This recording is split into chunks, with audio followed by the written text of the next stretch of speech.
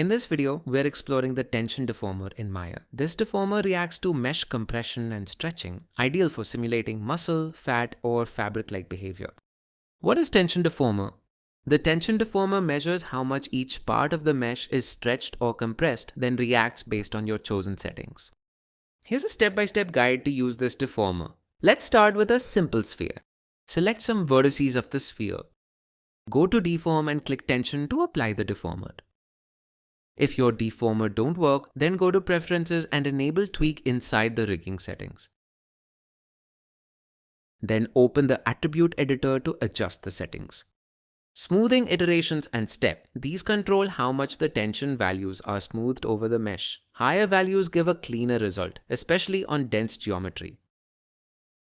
Pin border vertices. Enable this to keep the vertices along the mesh border fixed in place. Useful when you want to keep the outer shape intact, like edges of clothing or seams. Inward and outward constraint. These limit how much compression or stretch affects the mesh. Use them to prevent extreme shrinking or ballooning.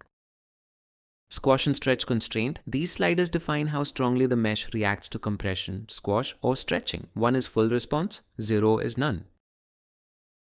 Relative. When enabled, the deformer compares the current shape to the mesh's rest state. It ensures the tension is only based on shape changes after creation.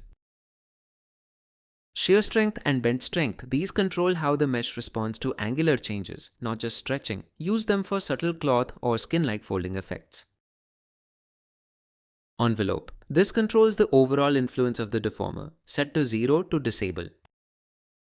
The tension deformer is a simple but powerful tool for adding realistic physical response to characters or props. Combine it with blend shapes or dynamic deformers for even better results. Next up, we'll explore another essential deformer in the toolkit. Don't forget to like, subscribe, and drop a comment if you have questions.